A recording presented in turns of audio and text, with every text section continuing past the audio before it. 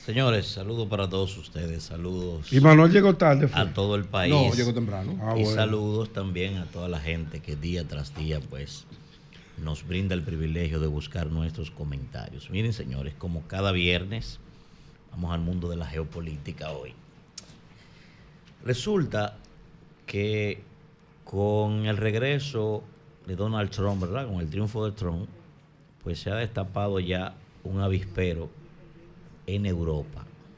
Y el señor Josep Borrell es el principal artífice ahora de esta situación, de este llamado de atención. Dice Borrell que la seguridad de Europa, Borrell es el vicepresidente, ¿verdad?, de la Comisión Europea, dice que la seguridad de Europa no puede ni debe depender de la voluntad de los electores de los Estados Unidos. Sí. Evidentemente afirmando, queriendo decir con esto, que la OTAN, que es la que garantiza la seguridad de Estados Unidos, de Europa, no puede estar a merced de que un presidente, por popular que sea, que esté en contra del poderío de la OTAN, entonces los electores tengan la capacidad de cambiar eso. Y eso desde el punto de vista geoestratégico, eso es sumamente correcto. Ningún Estado puede estar a merced de otro para garantizar su seguridad y su defensa. Eso es correctísimo. Ahora bien, eso no es nuevo. Ese es un planteamiento que hace tiempo que se viene haciendo en Europa. Macron se ha convertido hace un tiempo en el principal artífice de que Europa tenga un tratado de seguridad de Europa propios de ellos, no la OTAN. Eso hace mucho que viene desarrollándose. ¿Qué pasa entonces? Algunos creen que Europa tiene la característica de ser hoy la Unión Europea única y exclusivamente por su tradición cultural, que la comparten, por un tema económico, por un tema de frontera. Sin embargo, eso no es así. El propio Robert Kaplan, en su obra Adriático, Kaplan, que es uno de los más grandes realistas que hay en el mundo de hoy, Kaplan dice que tanto el pasado como el futuro de Europa depende fundamentalmente de la geopolítica. Y si la Unión Europea existe hoy es por un concepto geopolítico, a pesar de que mucha gente cree que ese es el desarrollo de la antigua Comunidad Europea del carbón y el acero. Eso inició por ahí, digamos, formalmente, pero eso no tiene nada que ver. Miren, 10 años antes de los acuerdos de Westfalia, el conde de Sully, ¿verdad?, Maximilián de Bethune, fue el primero que planteó. ¿De dónde estoy hablando? 10 años antes. O sea, estamos hablando de 1638. Ya desde allí se estaba hablando de una unión en Europa. Y el conde de Sully fue el primero que desarrolló los vestigios para esto. Posteriormente ya Richard de Conhawet también es el creador del manifiesto de la Pan-Europa. Esto es importante, señores. ¿Por qué? Porque lo que es Europa hoy está concebido, hablo de la Unión Europea cuando me refiero a Europa, está concebido en la escuela de las Pan-regiones que desarrolló Karl von Haushofer. Haushofer, para si algunos no entienden, fue general de división. Un general de división vendría siendo un general de 2 estrellas hoy, que nosotros conocemos como mayor general, de la antigua, el social, de la antigua policía de Hitler, ¿verdad? Haushofer es el corrector del libro Mein Kampf. Mi lucha, ¿verdad? Que a pesar de que la gente piensa que es un libro donde Hitler expresaba muchísimos complejos, es un libro de geopolítica. Yo lo he leído. De hecho, es bueno que sepan que cuando Hitler iba conquistando Europa, iba invadiendo Europa, Haushofer gritaba de emoción y decía: ese ejército lo dirige, esa orquesta la dirige Hitler, pero la música la compuse yo, decía él. Sí. Se vanagloriaba Muy de eso. interesante. Estamos hablando, señores, de uno de los más grandes geopolíticos que ha visto la humanidad, Haushofer. O sea, ¿qué es lo que planteaba allí? Bueno, el sueño de Hitler, la gran Europa, la gran Alemania, pero con Alemania a la cabeza. Claro. ¿De qué sería eso hoy? Bueno, Alemania es el Lebensraum de Europa. Lebensraum significa espacio vital. Al final, el genocida, el malo de la película, terminaron haciendo lo que él decía, pero con una visión diferente, porque la Unión Europea es la gran Europa y Alemania es la cabeza de eso. Lo Sí, mismo que Hitler planteaba. sí. El malo es él, pero terminaron haciendo lo mismo que él planteaba, con otras características, obviamente. Sí, pero después de la Segunda Guerra, Claro. con el dominio de Estados Unidos Claro. sobre Alemania Ahí voy. y de Rusia. Entonces, señores, Europa tiene una gran encrucijada ahora con el triunfo de Trump. Primer punto. El primer elemento de dificultad que tiene Europa hoy es de liderazgo. La Unión Europea no tiene un líder global. Pongo ejemplo. El señor Steinmeier, que es el primer ministro británico. Steinmeier no es Winston Churchill, No. ni en sombras. No. Ahí está, por ejemplo, Olaf Scholz, que es el primer ministro de Gran Bretaña. Olaf Scholz ni en sombras se puede parecer siquiera a un Charles de Gaulle, por ejemplo. Tú dijiste Gran Bretaña. A un, por ejemplo, ¿El Reino Unido? por ejemplo, a un Konrad Adenauer. No existe eso. Por ejemplo, ahí está la señora, amiga de doña Consuelo, doña Ursula von der Leyen. Ay, sí. Ni en sueños esa señora se parece a Angela Merkel, Sí. que sí era una líder global. Es la Ni a última la líder. Thatcher. Ahí está, por ejemplo, la señora Giorgia Meloni. Ni Sí. en sombra a la Margaret Thatcher.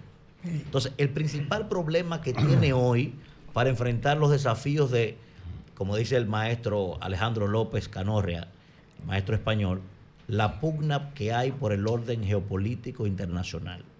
Europa no tiene un líder global que tenga esa característica para pararse ante Donald Trump y decir, mire, usted tal cosa.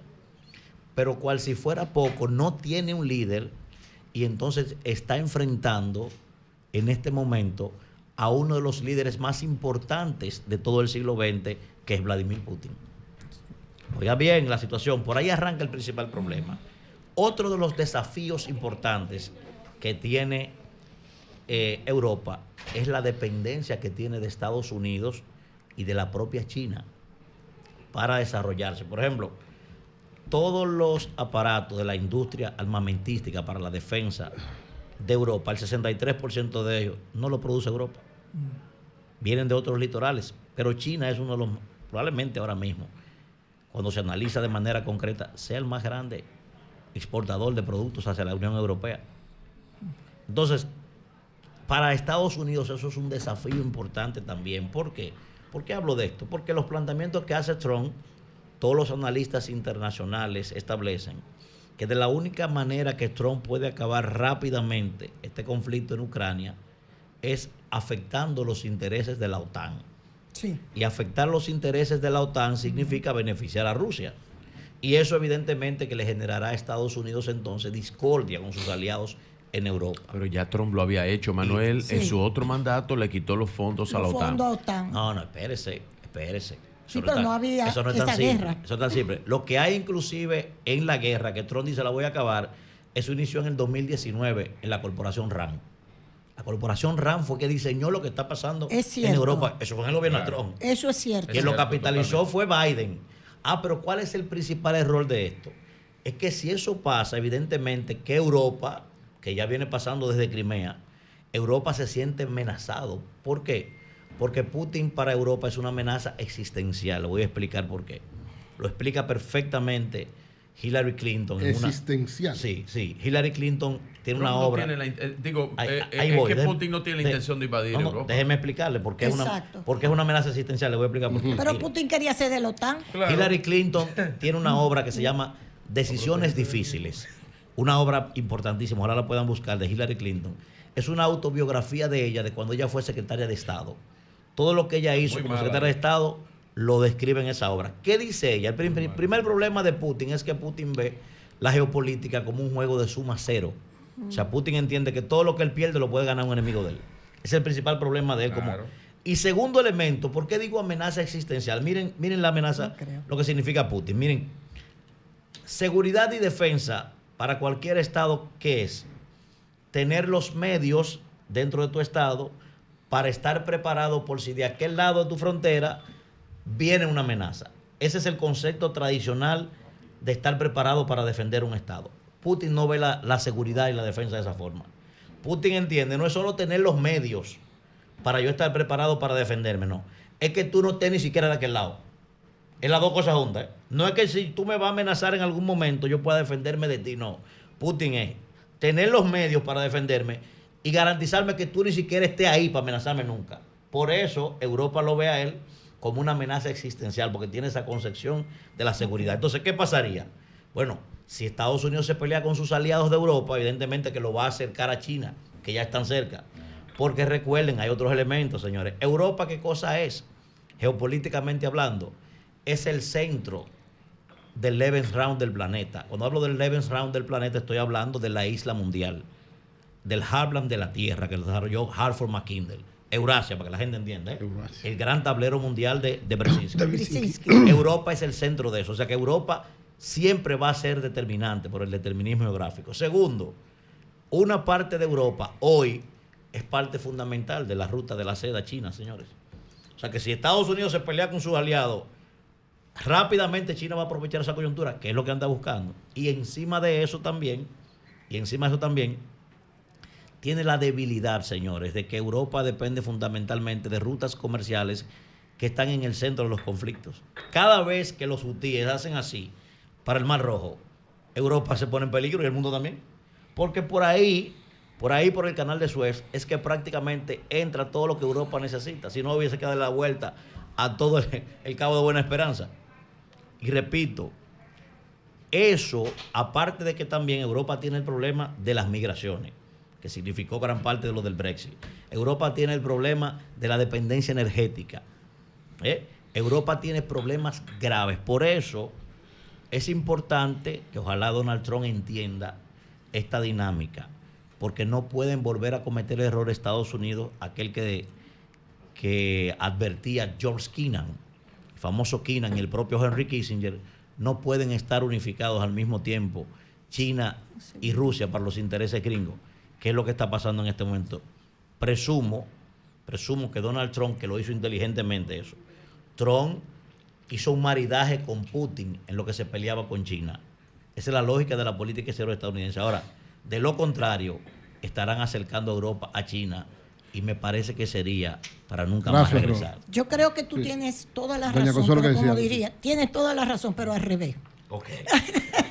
No, yo te admiro y te respeto porque tienes mucha profundidad en lo que estás diciendo. Eso puede ser un análisis, pero lo siguiente, te falta una parte del análisis. Es que no la parte del análisis que te falta es que Rusia, con ese Putin, tenía las mejores relaciones con Europa, con Estados Unidos y con todo. La guerra se rompió. Y con lo que le hizo la OTAN, Joe Biden, que son halcones, igual que Hillary Clinton, que dejó más de 12 guerras instaladas, que hay todo un trabajo en el New York Times que se llama ¿Cuándo se volvió halcón Hillary Clinton? Dicho sea de paso. Y le quisieron poner a Putin la OTAN enfrente en la frontera, los misiles. Se llevó un acuerdo de que en Minsk que no se podían poner esos misiles frente a Rusia. Y sin embargo, Biden se lo puso y le dijo a la OTAN, sígale poniendo los misiles para que Rusia reaccione. Fue una provocación que le hicieron a Rusia para que Putin tuviera que intervenir y decirle, entonces si a Putin lo cogió de sorpresa que siguieran la guerra. Eso dicen también. Pero fue una provocación que le hicieron a Putin. Sí, del lado de la OTAN, sí, doña, que se llama, por eso es que se llama la guerra de Ucrania, la guerra próxima, que es la guerra por encargo. Yo comparto la idea de que fue una provocación porque se estaba violando un acuerdo. Ahora, hay que recordar que Ucrania es un país independiente. Sí, Mi pero es país que yo Sí, puedo pero hacer- meter la mi OTAN país- ahí había al un lado de acuerdo. No, pero espérate, Eury, espérate. Pero Yo estoy de había un acuerdo con acuerdo. eso. Ahora, en mi país yo hago lo que me dé la gana. No. Había eso un es así, ¿eh? acuerdo. Eso es así. En geopolítica. Pero es una provocación. Lo único que Fue ese una Zelensky, provocación. ese Zelensky no tiene condición para Espérate. entender eso. Y cuando Estados Unidos mandó a sacar los misiles que le estaban Claro. apuntando desde Cuba. Exactamente. Ajá. Cuba es un país. Para Cuba es un país soberano. y ¡Cambio tuvo fuera! que ser